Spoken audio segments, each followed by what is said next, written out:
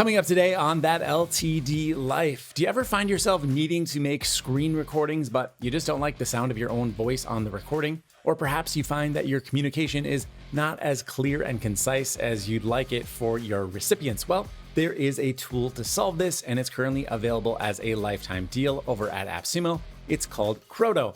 Now, I said it's going to solve this, but I don't actually know. I'm going to be testing it out in this video. You can watch over my shoulder as we go through every single feature. I'll tell you what I like and what I don't like. This is not a sponsored video. I am an AppSumo affiliate, so if it turns out that you like Kroto, I'll have a link down below, but certainly no pressure. All right, so right now, Kroto is $49 at AppSumo, but it's only for AppSumo Plus members. If you want to grab it at this price, you do need to sign up for AppSumo Plus. I've got a link for that as well. But if you don't want to sign up for AppSumo Plus, that's okay. You can wait until October 15th and then it'll be available for everybody, but it will be a little bit more expensive. Now, keep in mind, Plus members also get 10% off of the price of this tool. So after you do all of the math, it might make sense just to sign up for Plus. But more on that later. We'll come back to the plans and pricing at the end of the video. For now, let's see how Kroto actually works. So here is the Kroto interface, and you can see we're on the home screen here. There's also some knowledge bases. So as you make recordings, you can have them be standalone or they can go inside of a knowledge base, which is essentially like a folder where you can organize your Kroto documents, whatever we're going to call these. We've got our guides down here. Now with Kroto, we can also create step-by-step guides. It's not just for screen recordings, but that is a primary feature. Now, the workspace settings down here, this is where you can add other users. You can collaborate with more people. That will depend on the AppSumo plan that you get. Again, we'll go over that later. And then we've just got our recordings down here, as well as our pronunciations. So if you have a specific word that you want the AI to speak for you, you can create a pronunciation right here. All right, so that's the overview, kind of how everything looks. But how do we actually use the tool? Well, it is a Chrome extension. So if you're not a Chrome user, Kroto is not going to be very useful to you. I'd love for it to be a desktop app because then you could record absolutely anything, any application under the sun. But for now, we're going to be limited to something inside of the browser. So let's do an example here. I've got a WordPress website. Let's say I wanted to teach somebody how to clear the cache on this website. Now, it turns out there's a couple of steps involved with this because there's two places to clear the cache. So I'm going to go ahead and enable Krotos, and then I'll just talk through it and hopefully I end up with something magical at the end. Now I've already got the Chrome extension installed. I definitely recommend doing that before you try to do anything with the tool. It's basically required to even get logged in. But for me, I'm using Arc, not Chrome, but it's Chromium based. And then here is the extension right here. I've just pinned it inside of Arc. So if I want to start making a recording, I can click on Kroto right here. And then I get these little tips. It says, speak clearly, then perform the task. So we speak, then do the task, and then take a pause. And then we can keep repeating that for as many steps are in the task. Now, right away, my biggest problem is that I want to explain as I'm doing it, but they want you to do it in these steps individually. Say it, then do. So that's going to be challenging for me. Now, when I'm ready to record, I can simply hit recording over here. Now, by default, it's going to be a solo guide. I can put it into a knowledge base if I like, but for now, I'm going to stick with the solo guide and let's hit the record button.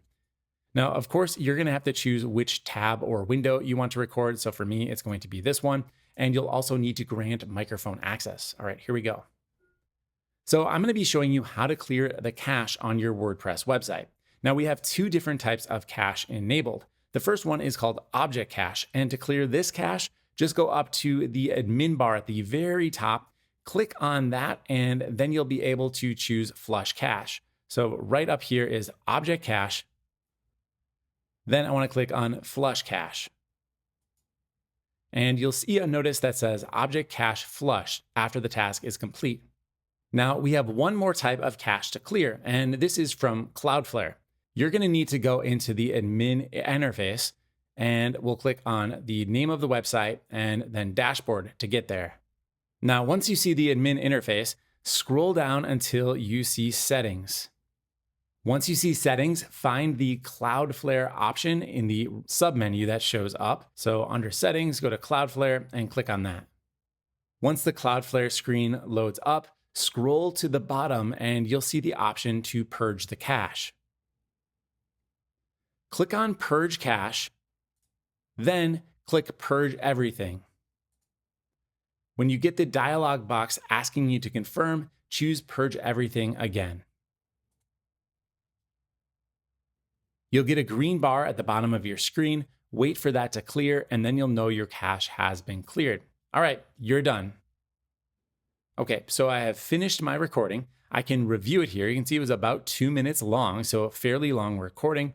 I can click this generate button if I want to have it polish it up with AI, or I can save the draft, or if I want to start again, I can do that.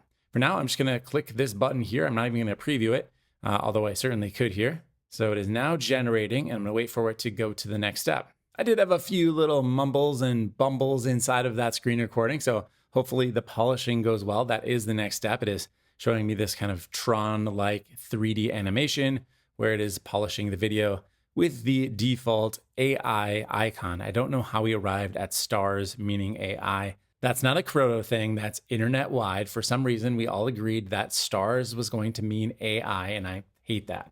All right, so this polishing can take a little while. I have moved to the second step here. It says extracting voice. Now, by default, it's going to use my voice, but later on, I can choose an AI voice if I prefer. Now it says transcribing voice. Uh-oh, it says generation failed to fetch, retry. I guess we will retry this, see if it is able to get all the way through. Perhaps I hit some kind of length limit. I'm not sure there is one, but yeah, 2 minutes. Didn't seem like it was too long to me. All right, second time is the charm. We have the document here. You notice it even grabbed the logo from the website, so that is pretty cool. I have not indicated that was my website at all. I didn't have to type in the URL. It must have somehow just found it from the video. So the first thing here is I've got two modes. I've got video mode, which is what we're looking at, and then I also have article mode. Now, this is really great because some things are not well suited to video or may just be more helpful as an article. Like, for example, clearing the cache, I personally would rather look at a document showing me which steps to go through. And I can kind of see at bird's eye view that this looks pretty good. It says to clear the object cache, navigate to the min bar at the top of the screen, click this bar and select flush cache. Now that was kind of an error on my part because I didn't say click object cache and then select flush cache. So I'd like to update this. I can just grab my mouse anywhere and I'll choose, click on this bar, choose object cache and select flush cache. Now I would like object cache to be bold. So I'm going to select that and I get a little picker here. I can go ahead and modify this. It looks a lot better. And then step 2 down here is for the Cloudflare cache. And it's pretty good as well. Again, my explanation was not perfect and the AI didn't do like an amazing job of polishing this up. So it says next to clear the Cloudflare cache, access the admin interface. And then I was trying to explain how to access the admin interface. So I said, click the name of the website and then select dashboard to proceed. So maybe I would just put this in parentheses. And then it says, once in the admin interface, scroll down until you find settings, locate the Cloudflare option in the submenu and click on it. So I'm just going to remove that and I'll just say, and click. Then for step 3, it says when the Cloudflare screen loads, scroll to the bottom where you will see the option to purge the cache.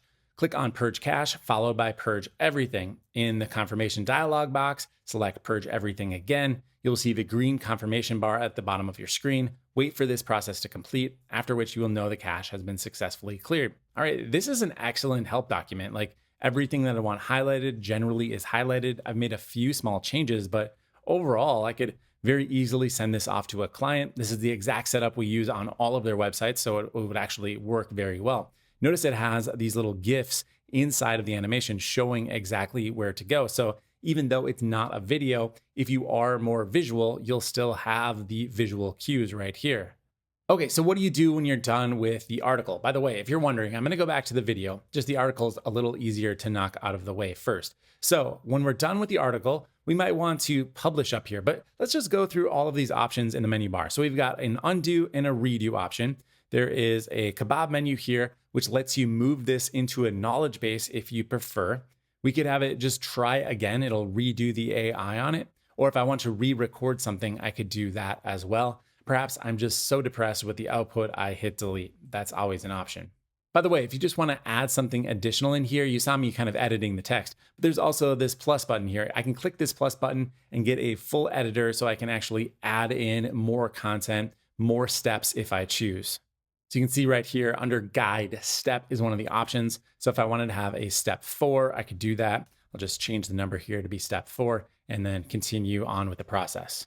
But because I don't want step 4, I will click on these handlebars over here and choose delete. There's different color schemes for this as well. So I can make everything red, or maybe I want it to be lime. I could do that. And now when I'm actually ready to be done with this article, I can click publish up here. It's now publishing the video as well as the article. So the video is going live as well. That surprised me. And it says 3% complete. So it's going to process this right here. 20% now. So it's moving pretty quickly. Seems to have slowed down a little bit from 20 up to 40, took a lot longer than from 0 to 20. All right, while this finishes up, I can continue using the application. There is a share button up here. If I click on this, I can share access with the guide for specific people. And there is the ability to allow them to edit the guide as well. So perhaps you're trying to collaborate on something, you could do that right here. And a few more sharing options here. We've got a public link so that you can just share the link without having someone's email address. You can copy the HTML or the markdown so you can take it into another application to edit further. You can download it right here or even embed it on your website. If you click embed, you can choose between the video, the guide, and the video and the guide. So if I just wanted to publish the guide, I click right here. Now I can't do this yet because I actually have to wait for the publishing to complete. So one more second, it is now complete. I will click on publish guide or embed guide, and it just basically copies that code to the clipboard. I can paste it in anywhere I'd like that's going to accept an embed code. Okay, so now that our article is published, I'm going to hit this open public page up here. We can see what this looks like, and it looks pretty good. I'm actually going to get the video up at the top and then the guide down below. All right, this looks really nice actually. And it's even got the "did you find this guide helpful" emojis down at the bottom so people can rate the quality of your knowledge base. Now that we're done with creating the article, I want to double back and check out the video features. The first part of creating a video that I'm going to focus on is the voiceover section. Now, here's where you can use AI to replace your voice entirely. Before you do that, you might want to go through the transcript and actually edit it. So you can take out sections, you can delete stuff, you can change what is inside of the transcript itself. So like I just added, then grab a slice of pizza, kind of irrelevant. So basically just go through and make sure it's something that you'd like. Now, if you want to clean things up automatically, there's a button up here that says enhance transcript. And it's basically just going to go through the transcript and then change what you said and make it a little bit more professional sounding. So here, rather than saying in this tutorial, it says today I'm excited to show you how to clear the WordPress cache. It also took out my bit about pizza. Once your transcript is looking how you like it, you can go ahead and choose a voice. Right here, it says choose the voice. Click on that and you've got some options to choose from. There's two categories, by the way: standard voices, which are pretty good sounding, and then premium voices, which are a little bit better, but not absolutely jaw-droppingly better. They do cost a little bit more in terms of credits, but we'll get into all of that as we go over the AppSumo plans and pricing. One interesting thing is that with the standard voices, you actually have to choose a speaking rate. So it's going to be from slow to fast or very fast. But when you go over to premium, that option goes away. It just must be better at sounding more natural. So you can scroll through, listen to the little demos, find a voice that you like. I'm going to go with Zeus down here. And then when you're ready, just go ahead and click generate voice. It's going to start processing things in the background. It does take a little while, but not too terribly long to generate this voice. Now I can continue working on the rest of the video as the voice is generating, but just know that you're not going to be able to actually listen to the generated voice until it's done. So we can either look up here or down in the corner to see that the generation is still occurring. And now let's proceed to the next step, which is the actual screen recording itself. Now they put in this little title card here at the beginning. We'll check that out, but I'm just going to skip ahead to the actual screen recording here. And you can see that there's a background for the screen recording. It's kind of a Mac OS like desktop. I can change this to be a different wallpaper if I like. I can just choose a wallpaper and it will update a little bit slow. It's not like instantaneous like it would be on your actual computer, but click, wait a few beats. There you go. It is now updated. I was about to show you that there's other options for wallpapers like solid colors and gradients, but while I was doing that, I got a message here that says something went wrong. It looks like my audio voiceover didn't render properly. So let me double back here. This is the second weird error we've had while recording the video. I'm gonna go ahead and hit generate voice again. We'll clear off this message and hopefully the next time it goes through successfully. So that is still working in the background for take 2. Now let's go ahead and I'll just show you that we can do maybe just regular gradients. I'll choose one here I can set the two colors that I'd like. So if you got some brand colors you want to choose, you could do that. You can see it updating. This updates much faster because it's obviously not an image. It's just going to be like a CSS color likely. You can change the angle of the gradient as well. And that's even updating here in the preview. So that looks pretty cool. All right, there are some other settings for your video. You notice there is a border radius on my actual window that was recorded. I can go ahead and make these more dramatic if I wanted to have it very round, or what I prefer is just a very, very slight round.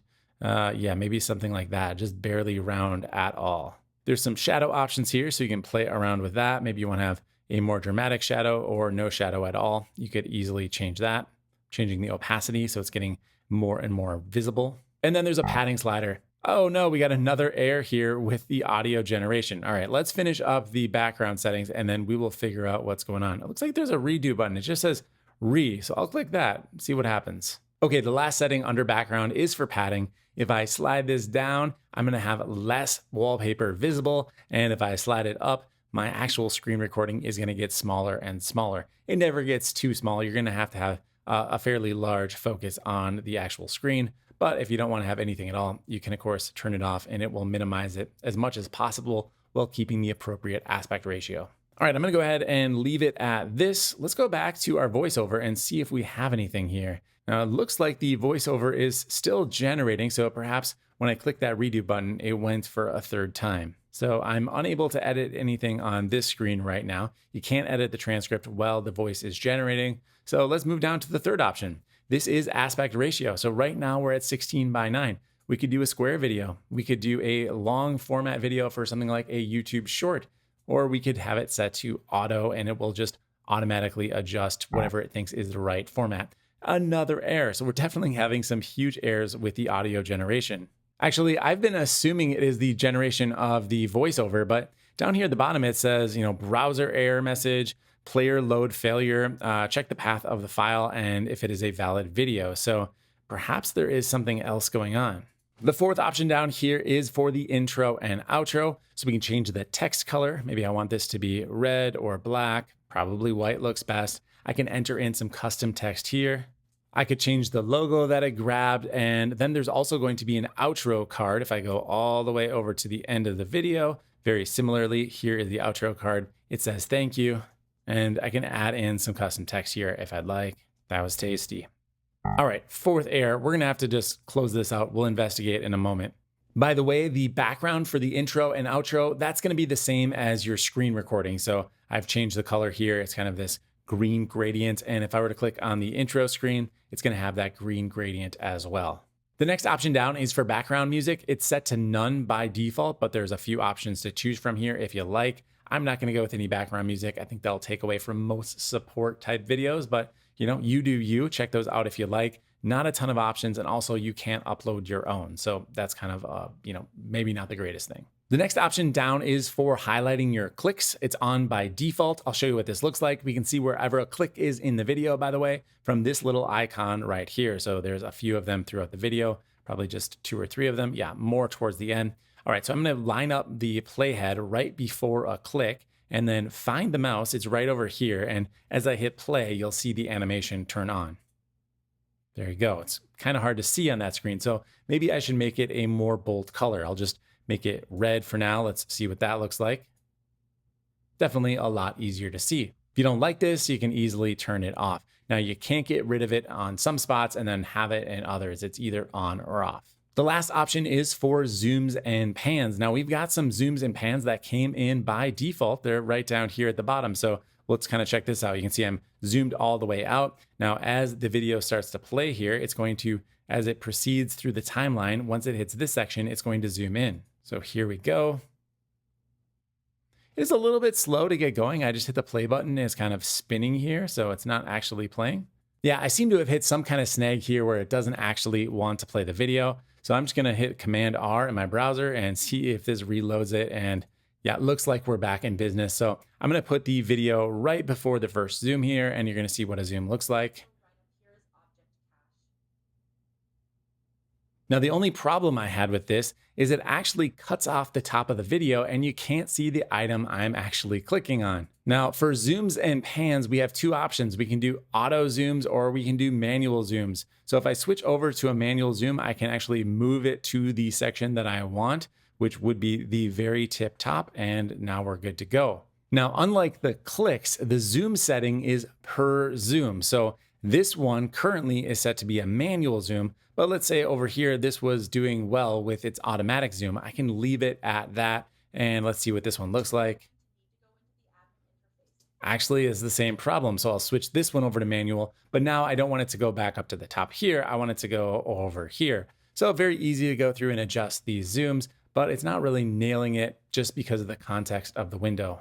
All right, so let's go back to that voiceover issue. I'm gonna try to regenerate. I'll use Asteria here. I'm gonna generate the voice, and I'm not gonna leave this screen. Perhaps part of the reason it was having an error was because I continued to use the tool. So let me just sit tight and not mess with anything. By the way, I would still consider that to be a bug. If it lets you leave the screen, but leaving the screen causes an error, that's something they need to fix on their side. Just lock me down, don't let me move. All right, turns out that time it worked. So I do think it was the fact that I was moving around the tool that was causing all of those errors to occur. So definitely be aware of that if you're using Kroto and you're seeing those errors. Just sit tight, let it do its thing, and don't try to do anything else with the tool in the interim. All right, I am done with my video. Now, notice it says some changes not published here because I've modified the video since I last published it. So I'm gonna go ahead and hit publish here, and now my video will be attached to the article in that same format we saw, but I'll get the new version with the changed background and the updated voiceover. All right, my updated video is now published. I can see it on the public page up here if I click this button, and here's what the article looks like. We've got the updated background and the article down below. All right, looks really good. What I'm gonna do is play this entire video at the end of the video you're watching. So if you wanna see the quality, you can check it out there. Just keep watching till the very end of this video to see it. But for now, we're kind of done with this demonstration. So I'm gonna click back right here. We'll go back to the main overview. Now this was a single guide, so we can see it living over here. If I wanted to put it inside of a knowledge base, I could go into the knowledge base, create a new one. I'll call these WordPress demos and hit create. Now I've got my folder here. Now, if I just wanna move this guide into that folder, I'll open it back up and then click on the kebab menu up here and say move to knowledge base. It's got my WordPress demos here because it's the only one I have. I'll click move, and now it has moved inside of that knowledge base, which we can confirm. It is no longer under guides. It is under knowledge bases, and there are two guides there. That's very interesting. If I click that, it just opens the one. So I don't know what that means. Now, here's one kind of cool thing. If you get AppSumo tier 2 or higher, every knowledge base you create can have its own custom domain name. To set this up, just click on the gear icon for the knowledge base and then go over to custom domain where you can set up that custom domain. So just do something like kroto.clientamp.com, and then I'll hit save, and it's gonna give me the DNS instructions here so I can make those changes, and then it would obviously be available at that custom domain. Other options in the settings are just to change things like the name, the logo. You can make it private if you want so that not everybody can just view all of the articles. You can change the accent color to be more on brand with what you like. Enter your company website in here, which will link back over to the primary site. Yeah, overall, it's a complete knowledge-based solution. There's even analytics for the knowledge base to see which guides are viewed most. And now I can see there is an intro guide. I don't know where that is or how I get into it, but that's probably what guide number 2 was. Each knowledge base can have its own collaborators as well. So if you remember at the beginning of the video, we saw in the workspace, we can add our users here, and then we can add them to specific knowledge bases to kind of grant them access. So each collaborator can have its own role as either an owner, a viewer, or an editor.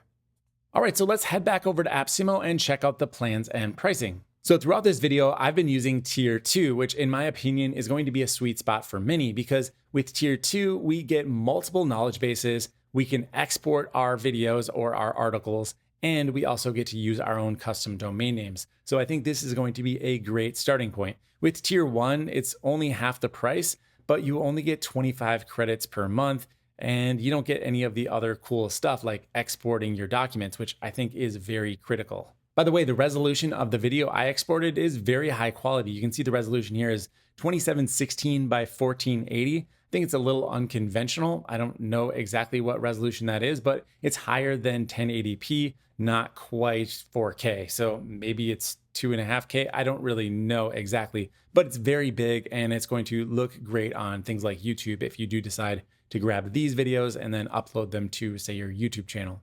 As we move up the tiers, we're just going to unlock more limits. There's no new features that will be unlocked. With tier 4, we get 400 credits per month, 15 knowledge bases. And with tier 5, we get unlimited credits and 40 knowledge bases. So definitely a heck of a deal here for just $500 to get unlimited credits. By the way, the credits seem to be redeemed as you actually create the articles. I've got 98 credits left and I've created one article, although I did have the regeneration and I used the premium voice. So I assume that's where the extra credit got eaten up.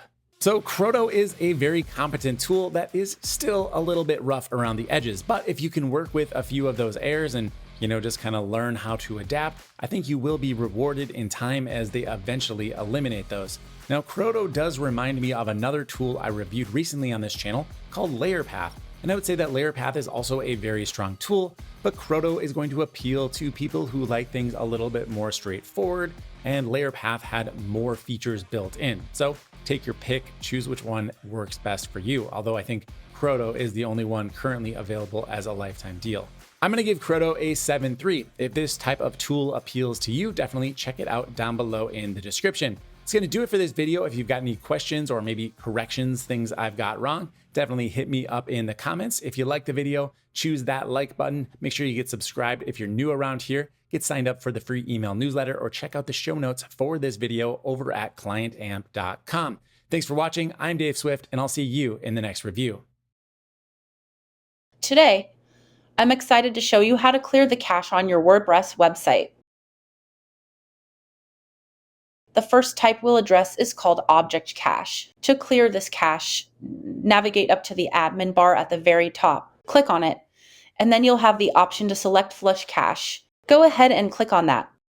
Then you'll have the opportunity to choose Flush Cache once more. Right up here, you'll find the object cache. Next, I want you to click on Flush Cache. You'll see a notice confirming that the object cache has been flushed after the task is complete.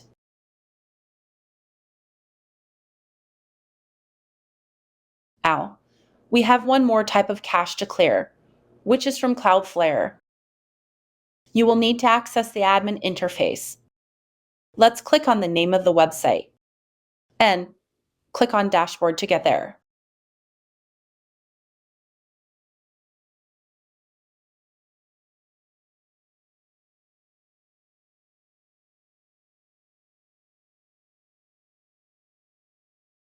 Once you see the admin interface, scroll down until you spot Settings. When you find Settings, look for the Cloudflare option in the submenu that appears. Under Settings, go to Cloudflare. Go ahead and click on that.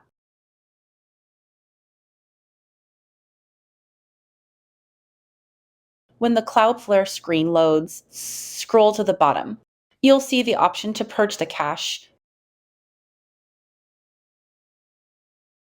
Click on Purge Cache and select Purge Everything. When a dialog box prompts you for confirmation, choose Purge Everything once more.